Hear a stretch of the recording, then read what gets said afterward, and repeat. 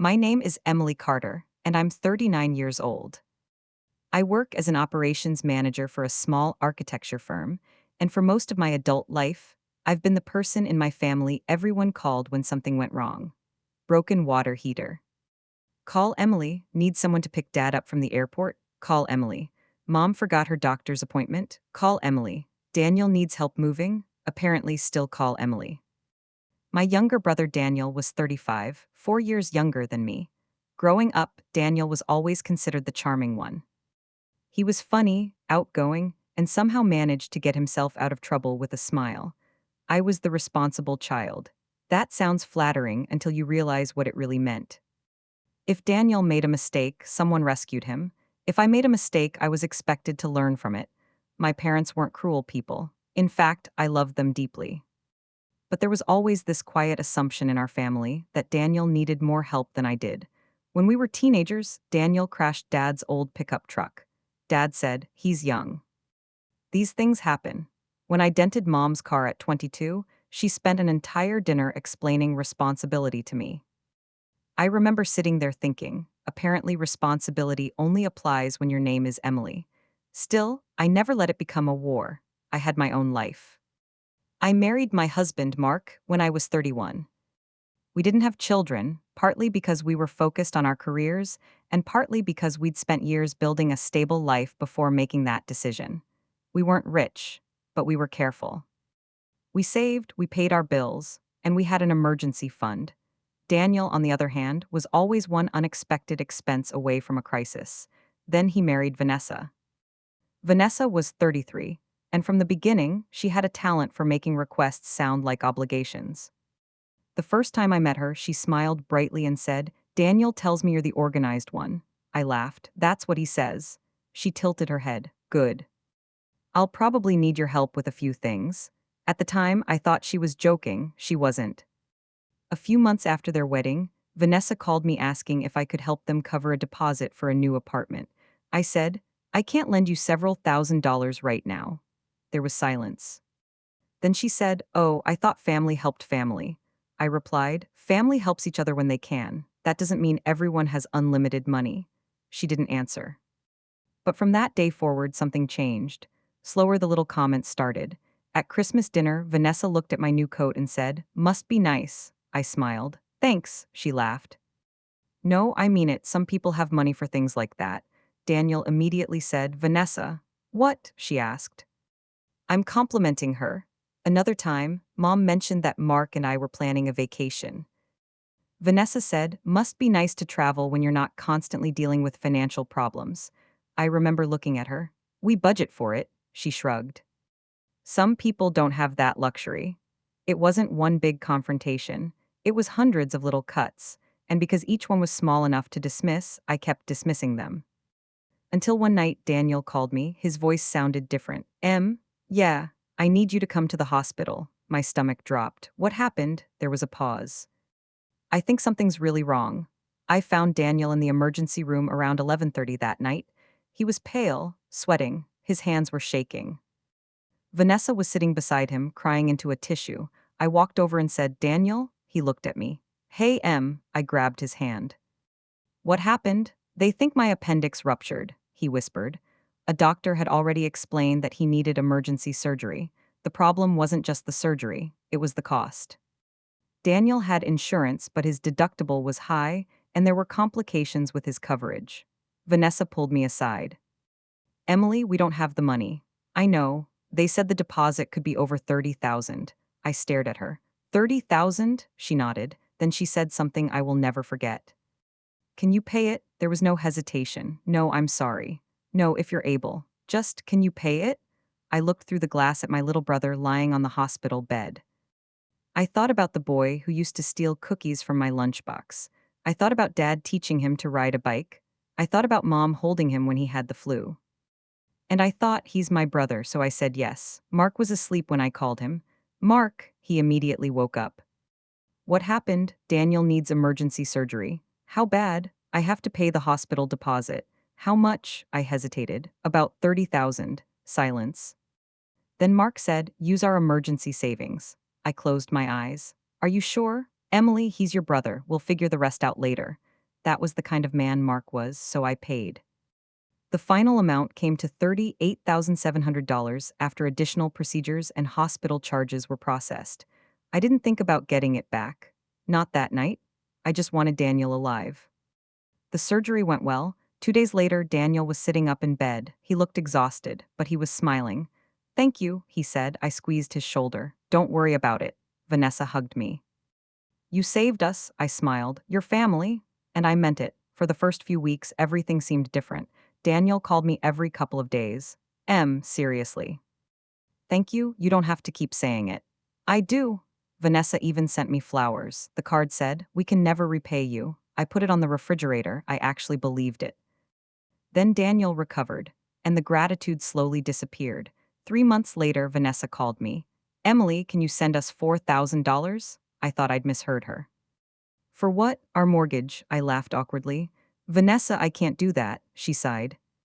"You helped with 38,000. That was an emergency." So it was an emergency." She became quiet. Then she said, "You have the money." I replied, "Not anymore." "What do you mean?" "We used our emergency savings for Daniel's hospital bill." She said nothing. "Then, you should have planned better." I actually froze. "What?" "You knew Daniel needed help. If you're going to help family, you can't complain about the consequences." I felt my face get hot. "I'm not complaining." "Sounds like you are." She hung up. I sat there staring at my phone. That night I told Mark everything. He listened quietly. Then he said, "Emily, I think we need to stop." "Stop what?" "Rescuing people who keep moving the finish line."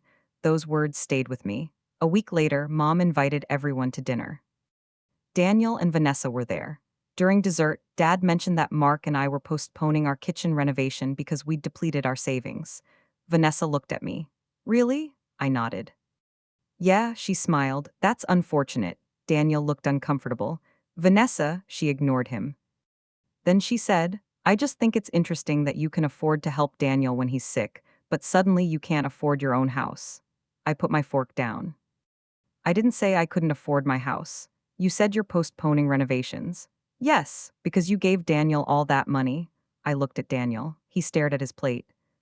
"Vanessa," I said quietly, "I helped my brother when he was in the hospital, and now you're making everyone feel guilty about it.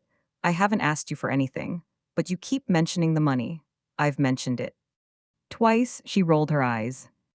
"Whatever," Mom finally spoke. "Let's not argue at dinner." And that was it. No apology, no defense, just silence. Pause. A month later, I met my friend Rachel for coffee. Rachel had known me since college. After I explained everything, she stared at me. "Emily, do you realize what happened?" "What?" "You became the family emergency fund." I laughed. "That's dramatic." "No, it's accurate." She leaned forward. "You paid nearly $40,000 to save your brother. And now they think that money proves you have more money." I looked down at my coffee. "They're family," Rachel sighed. "Family doesn't mean you have to keep bleeding." That sentence hit me harder than I expected, because somewhere along the way, I'd confused love with obligation. And I was about to learn exactly how expensive that confusion could become. 6 months after Daniel's surgery, Vanessa invited me to dinner. She said it was important. I asked if Daniel would be there. She said yes. I should have known something was wrong. We met at a nice restaurant downtown. Daniel was already sitting at the table. Vanessa had a folder in front of her. I looked at it. "What's that?" She smiled. "We need to talk about something." I sat down. Daniel wouldn't look at me. Vanessa opened the folder. "We've been having some financial problems." I nodded slowly. "Okay, our mortgage is behind." I looked at Daniel. He finally said, "It's temporary." Vanessa continued, "We need $20,000. I stared at her. 20,000? Yes. No, she blinked. What? No, she actually looked offended. "Emily, listen, no. I heard you. You paid Daniel's medical expenses." "Yes, and now we're asking for help again." "You're not asking," she frowned. "What does that mean?" "You're demanding." Daniel finally spoke. Please." I looked at him. "Please what? Can we just talk?" "We are talking." Vanessa pushed the folder toward me. "We've already worked out the payment schedule." I looked down. There was a handwritten repayment plan, $500 a month for $20,000. I laughed. "Are you serious? You can afford it." "No. I can't. You have a good job. So does Daniel." "Daniel just went through surgery 6 months ago." And we're still dealing with the bills. I looked at Daniel. What bills? He shifted in his chair. Some medical expenses. How much? He didn't answer. I turned back to Vanessa.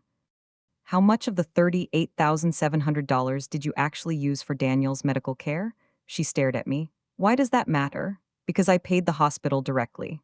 Silence. I leaned back. I paid the hospital, I paid the pharmacy, I paid the surgical center, so tell me what happened to the rest.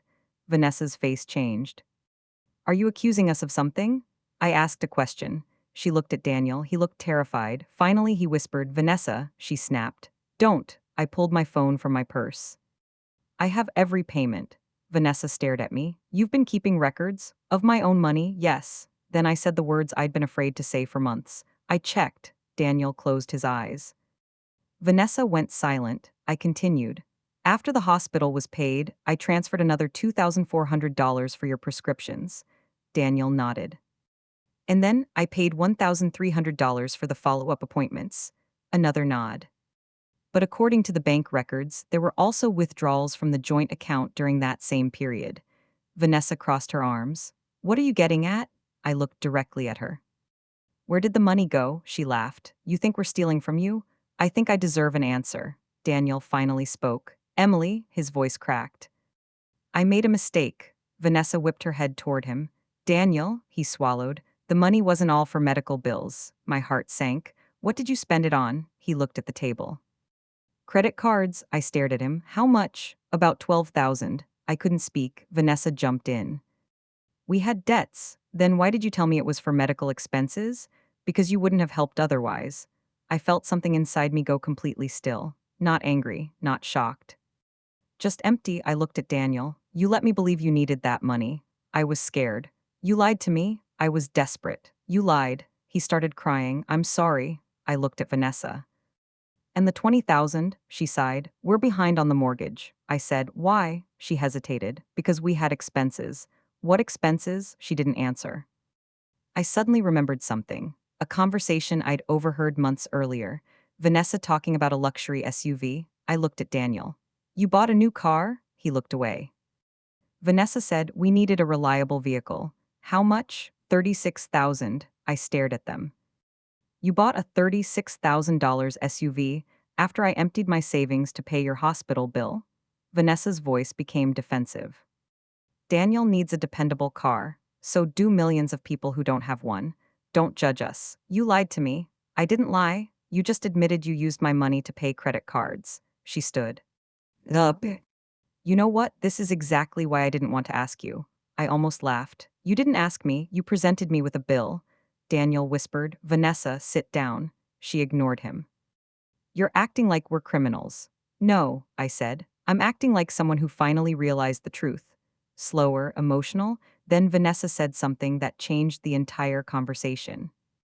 You're his sister, it's your responsibility to help him. I looked at her. No, she blinked. No, it isn't my responsibility to fund your lifestyle. She stared at me. We're family, I nodded. Exactly. I picked up my purse. That's why I helped when Daniel was dying. Then I looked at Daniel. But family shouldn't have to beg for honesty. And I walked out. I didn't speak to Daniel for 3 weeks. Not because I wanted revenge, because I needed distance. Mark supported me completely. One night I told him, I feel guilty. He looked at me. For what? For walking away. You didn't walk away from Daniel. What did I do? You stopped financing Vanessa. That distinction mattered, so I decided I wasn't going to scream. I wasn't going to insult them. I wasn't going to expose them on social media. I was going to do something much simpler. I was going to stop being available. I canceled every automatic payment I'd been making for family expenses. I removed my name from an old joint account I'd maintained with Daniel for emergencies. And I contacted the hospital billing department to make sure there were no remaining authorizations connected to my account. Then something unexpected happened. 2 weeks later, Mom called. Emily, your brother needs help. I said, what happened? He and Vanessa are behind on their mortgage. I know, you need to talk to them. I already did, Mom sighed. Your father thinks you should give them a loan. I almost laughed. Does Dad know about the $36,000 car? Silence. What car? I knew immediately. They hadn't told my parents. I explained everything. There was another long silence. Then Mom said quietly, I didn't know. I know. Emily, her voice cracked. I think we've been too hard on you. I closed my eyes. That sentence was worth more than I expected. Mom, I don't need you to choose sides. What do you need? I need you to stop assuming I'll fix everything. She said, okay. A week later, Daniel came to my house. He stood on the porch looking exhausted. I opened the door. Hi, can I come in? I nodded. He sat at the kitchen table. For a few minutes, neither of us spoke. Finally, he said, I messed up. Yes, I should have told you the truth. Yes, I was embarrassed. I understand being embarrassed. He looked at me. But being embarrassed doesn't give you permission to lie. He nodded. I know. Then he said, Vanessa wants me to ask you for the money again. I looked at him. Again? He nodded. She says if you don't help, we'll lose the house. I took a breath. Daniel, I'm not giving you $20,000. He looked disappointed. I figured, but I will help you find a financial counselor. He frowned. What? I'll help you make a plan. I'll help you figure out your medical bills, your debt, your mortgage, everything. I paused. But I will not write another check. Daniel nodded slowly. That actually sounds fair. Then I asked the question I'd been afraid to ask. Do you still love her? He looked down. I don't know. I didn't tell him what to do. That wasn't my decision. But I did tell him one thing. You don't need to choose between Vanessa and me. You need to choose whether you're going to keep lying to the people who love you. He nodded. Then he stood. Before leaving, he hugged me. I really am sorry. This time, I believed him, not because the damage disappeared, but because his apology wasn't attached to another request for money. Pause 3 months later, Daniel and Vanessa sold the SUV. They downsized their apartment. Daniel took on additional work, and they entered a debt repayment program. I didn't pay their bills. I didn't rescue them, but I did help Daniel organize everything. There was a difference. For the first time, he had to solve his own problems. And for the first time, I wasn't standing underneath him trying to catch him 6 months later. Things were different. Daniel and I spoke regularly again. Our relationship wasn't exactly what it had been before. Honestly, I didn't want it to be. Before, I was his sister and his safety net. Now, I was simply his sister. There was something healthier about that. Vanessa and I remained distant. We were polite at family events, nothing more. At Thanksgiving, she approached me while everyone else was in the kitchen. She said, I owe you an apology. I looked at her. For what? For the way I treated you. I waited, she sighed. You helped Daniel when I was terrified. And instead of being grateful, I kept thinking about what else you could do. I nodded. That hurt. I know, she looked down. I was scared we'd lose everything. I said, I understand being scared. Then I added, but fear doesn't excuse entitlement. She nodded. I know. That was the end of the conversation. No dramatic reconciliation. No sudden best friend relationship, just accountability. And strangely, that was enough. A year after Daniel's surgery, I finally rebuilt our emergency savings. Mark and I finished our kitchen renovation. Nothing extravagant. Just the kitchen we'd postponed because we had spent almost $40,000 saving someone we loved. Sometimes I still think about that hospital night. If I had to make the same decision again, I would still save my brother. I don't regret that. What I regret is believing that helping someone once meant I had to keep helping forever. Slower, there is a difference between generosity and obligation. There's a difference between supporting someone and enabling them. And there's a difference between loving your family and allowing them to use your love against you. The money I spent didn't make me foolish. Trusting someone wasn't foolish. But once someone shows you that they feel entitled to your sacrifice, you're allowed to change the rules. You're allowed to say no. And sometimes, saying no is the first time you finally say yes to yourself. Looking back, I don't think the real betrayal was the $38,700. Money can be earned again. The real betrayal was realizing that people I loved had started measuring my love by how much I was willing to give them. And I finally understood something important. You can love your family deeply without becoming responsible for every problem they create. If you've ever dealt with a family member who treated your kindness like an unlimited resource, let me know in the comments. Have you ever had to draw a financial boundary with someone you loved? And if you enjoyed this story, don't forget to subscribe to Family Secrets, Revenge for more family drama, betrayal, and stories, where people finally learn that actions have consequences. Thanks for watching.